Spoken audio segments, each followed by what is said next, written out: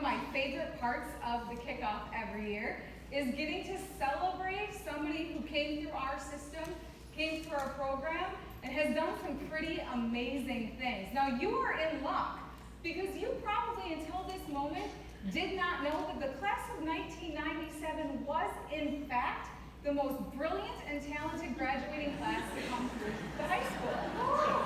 Yes, and if you don't, John will vouch for it. Christina Coulson will vouch for it. Christina Rubenzer will vouch for it. Mike Thompson will vouch for it. It was one heck of a class.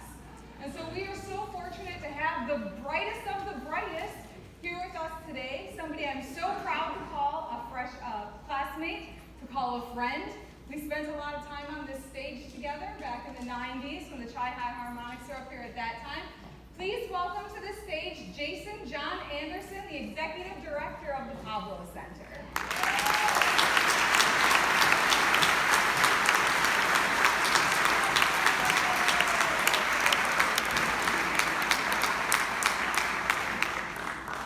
Good morning, Chippewa Falls. I hope you had a long enough summer, because from what I understand, you got shortened because of all those snow days. But some of us are on 12-month contracts, so we don't know what that's like anymore. It's my honor to be here with you today, back in the school and on this stage. A stage that's had a rather significant impact on my life. I was a student in the Chippewa Falls school system my entire K-12 education. My mom, Mrs. Debbie Anderson, taught first grade at Stilson to start with, had me, and then taught the entire rest of her career at Jim Falls Elementary. I was hoping you all would cheer, because I too attended Jim Falls Elementary for my K-5, and yes, Mom was my third grade teacher. Now 6 through 9 were at the middle school because freshmen hadn't moved over here yet, so my sophomore year through senior year were here at the Chippewa Falls High School. And in the fall of '94, I started my sophomore year in this very school. And as Heidi already alluded to, there's some pretty great 97 alums that are in this room with you. So after graduation, I went on to the University of Wisconsin-Stevens Point, originally for a double major in music education and business. And I'd leave with a Bachelor of Fine Arts in Technical Theater and Design in 2002. I was fortunate to be offered 23 different full-ride MFA programs upon graduating. And I chose the Northern Illinois University for my Master of Fine Arts in Lighting Design, which I completed in 2005. Now I chose an NIU because of the international design experiences. I'd spent much of my 3 years working throughout the Caribbean, producing significant events and festivals, from their National Carnival to the Heineken World Music Festival and others. And during my summers, I was chosen to participate in some of the industry's best internships, earning a place in the Williamstown Theater Company 50th anniversary lighting design group in the summer of 2004. And upon completing my terminal degree, I worked for Alvin Ailey American Dance in New York, upstaging lighting design and transport in Chicago, where I worked on emerging technologies with manufacturers, artists, designers on hundreds of rock and roll tours around the globe. I would go on to work for Bombardier Recreational Products, and then I took a break from touring after a decade and came home to work at UW Eau Claire. And while at UWC, I had the privilege of creating the event production crew, a high-impact student employment program that was comprised of 65 students. And their job was to produce all of the conferences and events on campus as well as off of campus. And in 2007, when I was hired, we did 7,500 events annually. And by the time I left the campus in 2017, we did 13,500 events a year. I also had the opportunity to lead the renovation of Schofield Auditorium, designed and opened the new W.R. Davies Student Center, updated Dorn Arena, worked on the design of Centennial Hall and the new campus mall, the Towers Hall renovation, the new residence hall, the Garfield Avenue redesign. And I've instructed the arts administration program at UWEC and led several internship programs for UWEC, as well as the Berkeley School of Music.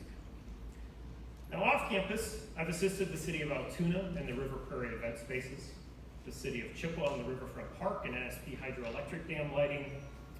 And for the city of Eau Claire, I've worked on the Phoenix Park Bridge lighting project, Haymarket Landing Bridge, the Grand Avenue Bridge, the Lismore Hotel, the Lakely Haymarket Plaza, and of course the Confluence Center.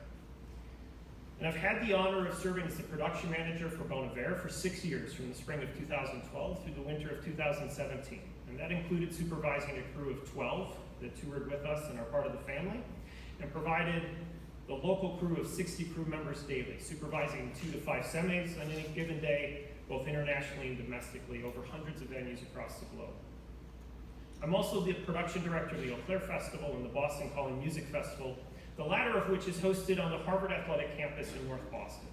4 stages and 54 performances over 3 days, and it includes 5 multinational vendors and a professional crew of 350 production technicians in the production area alone. Now, my real full-time job is an all-time consuming job is fulfilling the role of the executive director at Pablo Center at the Confluence, where I supervise a team of 12 full-time staff and 138 part-time staff. And in our first year, we welcomed 80,000 unique guests. We welcomed 4,000 K through 12 students in for school performances, and we produced 238 events last year. Now, please know that highlighting my resume is not driven from an egotistical place or out of pridefulness or to brag. I shared it to give you context on the impact that one moment can have. One moment can impact a life, a career, or change a region. One moment can provide a person with a truly blessed alignment with their life calling or true passion. Now, my moment began after a summer marching band rehearsal in late August. I walked into a band director's office just across the hall from here, where I'm standing right now. And said band director was having a conversation with Matt Hoy, who was starting his senior year. And Matt was asking who should train on the auditorium lights and sound, because he, after all, would be graduating the next spring. Now, Mr. Doug Greenhall, or as most of us just called him G, simply looked up at Matt, glanced over at me standing in the door, and said, "Anderson, you want to learn about lights and sound?" Now, I only had a rudimentary understanding then, but I had lots of hands-on experience over the next 3 years with both lights and sound in this very room. And G also had to remind me frequently that this was not my personal sound system. But that had been my moment. The interaction in that office shaped my entire career path. It was the gateway to my career in production. And I honestly thought that I was just learning some colloquial skills. In the fall of my freshman year, when I went off to college, I was fortunate to get a job at the University Centers at UW-Stevens Point, supporting their conferences and events area as a production technician. And they would train me and refine those skills. But that job connected me to my peers and provided me the financial stability I needed to complete my degree. And during my first spring term as a freshman, I felt very ill and needed to drop my saxophone performance studio course. So naturally, I chose a lighting design course as an elective to make up the credits, mainly because I again had previous lighting experience from here in high school and had a passion to learn more. That course ultimately led me to a degree change and every opportunity that has come after. I've often reflected back on that one moment, the moment I just happened to walk into G's office on that sunny fall afternoon. What if that had not been me? What if I was not fortunate enough to be given that specific chance? What if that opportunity had not found or aligned with my true passion?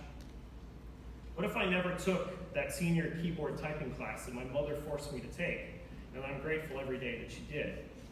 What if the senior composition course had not forced me to learn to write at a collegiate level? What if you, my instructors, had not fed a passion to learn history, physics, trigonometry, and geography, all skills I needed in managing worldwide tours? What if I'd not gone through the humility of failing at playing freshman basketball, but later excelled in college intramurals because I'd finally taken the time to understand the actual rules and strategy, and now had the passion for the game? And Mike can attest I was awful. What if my grandfather and aunts had not played the tenor saxophone, which led me to want to play and led me to have a passion for music, as well as Adam Bassick? And that forced he and I to switch small pieces of paper that we drew in 6th grade so that he could play the alto and me the tenor. And both he and I are still great friends today, and we often wonder, well, how would that have changed how things played out? What if I had not went to high school and had the experience of befriending Phil and Brad Cook? How would my life experiences be different if during the middle school talent show I'd not heard Phil play Bruce Hornsby the way it is on solo keyboard, only to later in life produce both of them on the same stage at Eau Claire's? Or how would each of those amazing personal experiences with world touring artists be different for me because of the interactions I had here? Or all the incredible other friends I have that all tie back to this very room and were facilitated by this school, or those of you sitting here or your predecessors. And there's a quote that I recently found that I think summarizes being an influencer that will resonate with you. The changes we make and the lives we touch are never seen, but are felt like currents in the air forever. So who will you help dream, create, and inspire this year? I have a few more concepts that I'd like to share with you that I've picked up along the way. And the first is about nurturing the spark of genius. As instructors and staff, what words do you use to describe yourselves?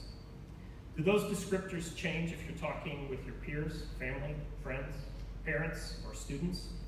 What state of mind do you walk in and face the challenging parent or fellow staff member, class, or student? One of opportunity or one of exasperation? Having graduated in 1997, it seems apropos to use a reference from that era. So in the fall of 1997, Steve Jobs had just taken over for the second time at Apple and launched a new marketing campaign called Think Different. In advance of the launch of their new iMac that following year, Apple employees Robert Stiltman and Ken Singal wrote the now famous script that I'll share with you. Here's to the crazy ones, the misfits, the rebels, the round pegs in the square holes, the ones who see things differently. They're not fond of rules, and they have no respect for the status quo. You can quote them, disagree with them, glorify or vilify them. But the only thing you can't do is ignore them. Because they change things. They push the human race forward. And while some may see them as the crazy ones, we see genius. Because the people who are crazy enough to think they can change the world are the ones who do. As instructors and staff, I'm sure you can think of a few students or colleagues that you can easily attach the "they're crazy all right" to. Or the negative connotations of that quote to individuals that are maybe top of mind for you as I read it. However, do you believe in best intent in each conversation or email? Do you start from a place of finding that potential spark of genius in each interaction? Are you actively working to help connect passion, talent, and potential for genius to individuals that can truly challenge your students? Just remember that Steve Jobs, Nikola Tesla, Benjamin Franklin, Winnie Mandela, Phil Cook, Brad Cook, Zach Hansen, Kyle Fournette, Seymour Cray, Zach Homestead, and Justin Vernon all had mentors, and they helped encourage the spark of their geniuses. Ensure to look for the spark of genius in each other and in your students. Help to nurture it, grow it, and change the world. The second thought is about elevating your paradigm to three-dimensional thinking. Life, teaching, mentoring, even just surviving the day is about perspective and the dimensionality of your thinking. When we thought the world was flat, we thought in two-dimensional space. Ensure in any interaction that you're working to adjust your paradigm. I recently saw a sculpture that I think illustrates this concept. And if you approach this three-dimensional sculpture head-on from a two-dimensional view, this is its message. Art is pointless. You have to go out and get an actual job and make a living. You can't just let the rest of your life be a joke, a failure. You'll end up a starving artist. Contribute to society instead of wasting time. You're worthless. Well, that's a warm and fuzzy to start your school year. However, that's the two-dimensional view from a vertical three-dimensional sculpture. And if we add the third dimension point of view to understand the entirety of the message, this is what the sculpture has to say. Art is pointless without passion. You have to go out and create art, get an actual job doing what you love, and make a living by being yourself. You can't just let other people define the rest of your life and say you will be a joke, a failure. Follow your heart. You'll end up happy and free, not a starving artist. Love your art and contribute to society by inspiring people instead of wasting time letting others tell you you're worthless. You can change the world. As you interact with students, parents, and fellow staff, be the one to bring a new paradigm to a conversation, project, or assignment. Push each other to excel beyond what was conventionally possible. When a student shows passion, help recalibrate them to realize that they can truly be the best at that in the world. Help them to never stop growing in their passions and to always think globally with a unique perspective. My final thought for today centers around champions. There's a great quote that was written by James Hansen for his Olympian gold medalist girlfriend. Champions are special people who stand out in a crowd but blend in with people from all walks of life. They carry themselves with pride and self-confidence, but are humble in their thoughts. They're forthright and honest without being overbearing. They're stimulated by learning, but not afraid of failure. They can dream with great imagination, but are still able to excel in a practical world. They commit to a sense of values without preaching. They have character as well as personality.